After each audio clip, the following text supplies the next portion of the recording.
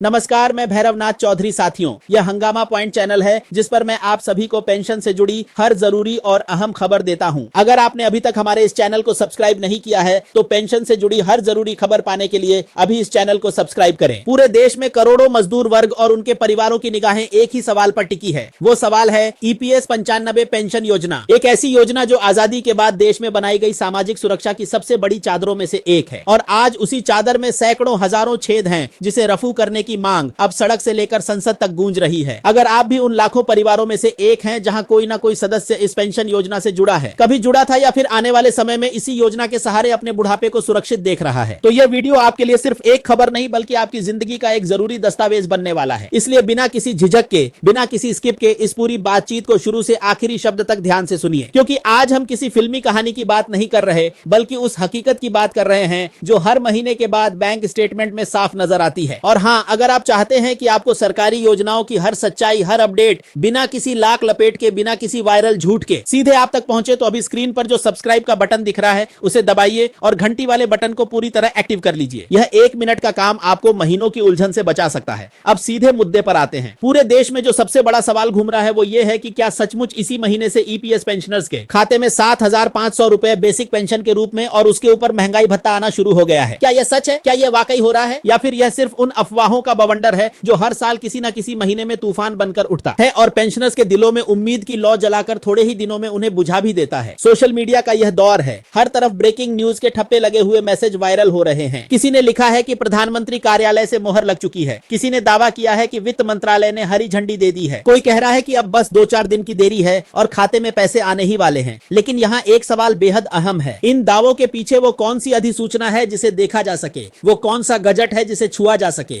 वो कौन सा सर्कुलर है जिस पर विश्वास किया जा सके? जब हम इन दावों की पड़ताल करने बैठते हैं, जब हम इनके पीछे की आधिकारिक जमीन तलाशते हैं, तो सामने आता है महज एक सन्नाटा। ना तो ईपीएफओ ने कोई प्रेस रिलीज जारी की है, ना श्रम मंत्रालय ने कोई आदेश जारी किया है और ना ही भारत सरकार के गजट में इस आशय का कोई लेख प्रकाशित हुआ है। यही वो जगह है जहां से इस पूरी बहस की शुरुआत होती है। यही वो बिंदु है जहां उम्मीद और शक की दो धाराएं आपस में टकराती है। एक तरफ है वो पेंशनर जिसने 25-30 साल अपनी जवानी फैक्ट्री में, ऑफिस में, दुकान में, खेत में लगा दी, जिसने अपनी मेहनत की कमाई का एक हिस्सा हर महीने इस फंड में डाला। उसने सोचा था कि ये पैसे बुढ़ापे में काम आएंगे। उसने सोचा था कि बेटे की शादी ना सही, बुढ़ापे की दवाई तो ठीक से ले पाएगा। और दूसरी तरफ है वह सरकारी तंत्र जिसके सामने बैठे हैं अर्थशास्त्री, एक्चुअरी, फाइनेंशियल एक्सपर्ट उनके सामने फैला है। गणित का जंगल वो कहते हैं कि अगर पेंशन इतनी बढ़ा दी गई तो पूरे फंड पर संकट आ जाएगा, आने वाली पीढ़ियों के लिए कुछ नहीं बचेगा। लेकिन यहाँ मैं पूछता हूँ, क्या सिर्फ गणित के आधार पर किसी इंसान की भूख को, किसी बुजुर्ग की बीमारी को, किसी मजदूर की लाचारी को नापा जा सकता है? क्या एक श्रमिक की आंखों में छिपे उस डर का जो हर महीने के बाद आता है, कोई एक्चुअल वैल्यू निकाली जा सकती है? यही वो सवाल है जो इस पूरे मसले को सिर्फ एक वित्तीय बहस नहीं बल्कि एक नैतिक जंग में बदल देता है। दोस्तों, यह बात आप हमेशा याद रखिएगा। किसी मैसेज का सोशल मीडिया पर हजारों बार फॉरवर्ड होना और किसी सरकारी फैसले का कानूनी रूप से लागू होना, इन दोनों के बीच जितना फर्क है उतना जमीन और आसमान में भी नहीं है। सरकारी फैसला वही माना जाता है जिसके पास एक नंबर हो, एक तारीख हो, एक हस्ताक्षर हो और जो गैजेट ऑफ इंडिया में प्रकाशित हुआ हो। जब तक यह शर्तें पूरी नहीं होती तब तक कोई भी दावा, चाहे वह कितना भी जोरदार तरीके से क्यों ना बताया जा रहा हो, सिर्फ और सिर्फ एक अफवाह है। इसलिए जब भी कोई आपसे कहे कि पेंशन 7,500 रुपए हो गई है तो उससे सिर्फ एक ही सवाल पूछिए, वो नंबर क्या है? वो गजट नंबर क्या है? वो अधिसूचना कौन सी है? अगर उसके पास इसका जवाब नहीं है तो समझ लीजिए कि वो सिर्फ हवा में तीर चला रहा है। अब थोड़ा और गहराई में चलते हैं। हम बात कर रहे हैं उस हकीकत की जो आज भी लाखों पेंशनर्स के बैंक स्टेटमेंट में साफ साफ दर्ज है। 1,000 रुपए, 1,200 रुपए, 1,500 रुपए, यह वो आंकड़े हैं जो हर महीने पेंशन के नाम पर खाते में आते हैं और आते आते गायब भी हो जाते हैं। सोचिए, आज के समय में जब बाजार में 1 किलो टमाटर 60 रुपए का है, जब बिजली का बिल हर महीने 5,700 रुपए का आ रहा है, जब एक साधारण सी जुकाम की दवाई भी 200 रुपए पार कर गई है, ऐसे में 1,000 रुपए की पेंशन का क्या मतलब रह जाता है? क्या इसी के लिए उस मजदूर ने अपनी जवानी लगा दी थी? क्या इसी के लिए उसने हर महीने अपनी तनख्वाह से 200 से 2,500 रुपए काटकर इस फंड में डाले थे? यह वह सवाल है जो अब सिर्फ चर्चा के विषय नहीं रह गए हैं, यह अब आक्रोश का रूप ले चुके हैं। यही कारण है कि 7,500 रुपए न्यूनतम बेसिक पेंशन की मांग अब महज एक आर्थिक मांग नहीं है। यह मांग अब सम्मान की मांग है। यह मांग अब अस्तित्व की मांग है। यह मांग अब बुढ़ापे में सुरक्षित जीवन की गारंटी है। और इसी मांग के साथ जुड़ी है एक और महत्वपूर्ण चीज, महंगाई भत्ता। सिर्फ बेसिक पेंशन बढ़ाने से काम नहीं चलेगा। जब तक उसके ऊपर महंगाई भत्ता नहीं जुड़ेगा तब तक हर साल पेंशन की असली कीमत घटती जाएगी। आज 7,500 रुपए का जो मूल्य है, 5 साल बाद वही 7,500 रुपए आधा हो जाएगा। इसलिए पेंशनर्स की मांग साफ है, बेसिक पेंशन 7,500 रुपए और उस पर हर 6 महीने में महंगाई भत्ता जोड़ा जाए। अब बात करते हैं उस शख्स की जिसने इस आवाज को मुखर किया। कमांडर अशोक रावत, एक नाम जो आज हर उस पेंशनर की जुबान पर है जो अपने हक के लिए लड़ रहा है। वो दिन गए जब पेंशनर चुपचाप झापन सौंप कर घर लौट जाते थे। अब वो दिल्ली की सड़कों पर उतरते हैं। अब वो संसद की दहलीज पर नारे लगाते हैं। अब वो जंतर मंतर से लेकर रामलीला मैदान तक डटे रहते हैं। पिछले कई महीनों से दिल्ली का हर वो स्थल जहां सरकार तक आवाज पहुंचाई जा सकती है इन पेंशनर्स के संघर्ष का गवाह बना है। हजारों की संख्या में बुजुर्ग, सफेद बाल, झुर्रियों भरा चेहरा,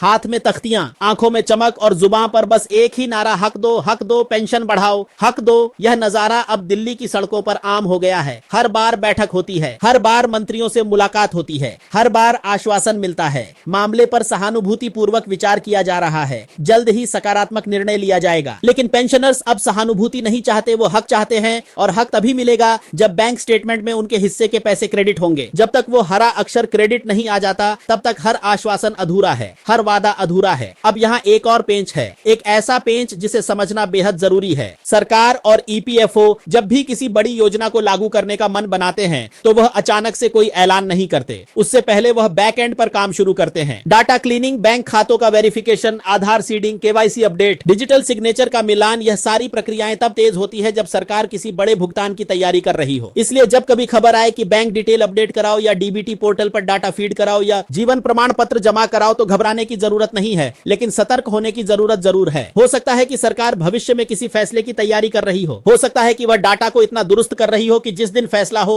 उस दिन किसी का पैसा तकनीकी वजहों से ना रुके। लेकिन इस तैयारी को अंतिम लागू समझ लेना सबसे बड़ी भूल होगी, क्योंकि जब अफवाह उम्मीद बन जाती है और वह उम्मीद टूटती है तो निराशा का जो ज्वालामुखी फूटता है वो कई बार किसी के बस की बात नहीं रहता। इसलिए हर पेंशनर को यह समझना होगा कि तैयारी और लागू होना दो अलग अलग चीजें हैं। अब बात करते हैं एक और अहम पहलू की, हायर पेंशन। यह शब्द आजकल हर चर्चा में सुनने को मिलता है। सुप्रीम कोर्ट हो या हाई कोर्ट, ईपीएस पेंशन से जुड़े मामलों पर समय समय पर कई फैसले आए हैं। कहीं कर्मचारियों के पक्ष में राहत मिली है तो कहीं यह साफ किया गया है कि पीछे से अतिरिक्त योगदान डालकर पेंशन बढ़ाना इतना आसान नहीं है। लेकिन यहाँ एक बड़ा भ्रम है। लोग अक्सर न्यूनतम पेंशन बढ़ोतरी और हायर पेंशन की पात्रता को एक ही समझ लेते हैं, जबकि ये दोनों बिल्कुल अलग अलग ट्रैक हैं। न्यूनतम पेंशन बढ़ाना एक पॉलिसी मामला है, यह पूरे पेंशनर समुदाय को प्रभावित करता है, यह एक सामूहिक अधिकार है। वहीं हायर पेंशन एक व्यक्तिगत पात्रता का मामला है। यह इस बात पर निर्भर करता है कि आपने कितना योगदान दिया, आपने कौन सा विकल्प चुना और आपने किस समय सीमा में आवेदन किया। इसलिए हर पेंशनर को अपनी स्थिति अलग से समझनी होगी, बजाय इसके कि वो हर खबर को एक ही थैली में डालकर भ्रमित हो जाए। अब वापस लौटते हैं उसी केंद्रीय मुद्दे पर, 7,500 रुपए बेसिक पेंशन और महंगाई भत्ता। पेंशनर्स का तर्क है कि हमने जीवन भर योगदान दिया है, हमारा पैसा हमारा हक है, यह कोई सरकारी चैरिटी नहीं है। सरकार का तर्क है कि ईपीएस 95 एक डिफाइंड कंट्रीब्यूशन स्कीम है, इसमें नियम है। इतनी बड़ी छलांग लगाने से पूरे फंड पर संकट आ सकता है। यही वो दो ध्रुव हैं जिनके बीच यह फैसला अटका पड़ा है और इसी उधेड़बन के बीच महीना किसी डेडलाइन की तरह देखा जा रहा है। लेकिन सवाल यह है कि क्या वाकई इस महीने कोई बड़ा फैसला होगा? आज की तारीख में इसका जवाब साफ है, नहीं। जब तक कागज पर कुछ नहीं आता तब तक कुछ भी फाइनल नहीं है। इसलिए आज के वक्त में सबसे बड़ी समझदारी यही है कि आप ना तो बहुत ज्यादा उत्साह में बहे और ना ही पूरी तरह निराश होकर बैठ जाए। आपको दो काम एक साथ करने हैं। पहला, नजर बनाए रखिए आधिकारिक सूचनाओं पर, ईपीएफओ की वेबसाइट, श्रम मंत्रालय का पोर्टल, पीआईबी की प्रेस रिलीज और संसद में पूछे गए सवालों के जवाब। यही वो जगह है जहां से सच्चाई का पता चलेगा, यही वो जगह है जहां से झूठ और सच की पहचान होगी। दूसरा, अपनी तैयारी पूरी रखिए। आपका बैंक खाता, आपका आधार, आपकी केवाईसी, आपका जीवन प्रमाण पत्र, अगर यह चीजें अपडेट नहीं होंगी तो फैसला होने के बाद भी आपका पैसा अटक सकता है। इसलिए इन चीजों को हमेशा दुरुस्त रखिए। और हाँ, अगर आप चाहते हैं कि इस तरह के फैक्ट बेस्ड बिना लाग लपेट वाले अपडेट आपको लगातार मिलते रहे तो अभी सब्सक्राइब का बटन दबा दीजिए, क्योंकि जो लोग सब्सक्राइब रहते हैं उन्हें सही खबर सही समय पर मिलती है। वह किसी वायरल मैसेज के भरोसे नहीं रहते बल्कि दस्तावेजों के सहारे अपनी समझ बनाते हैं।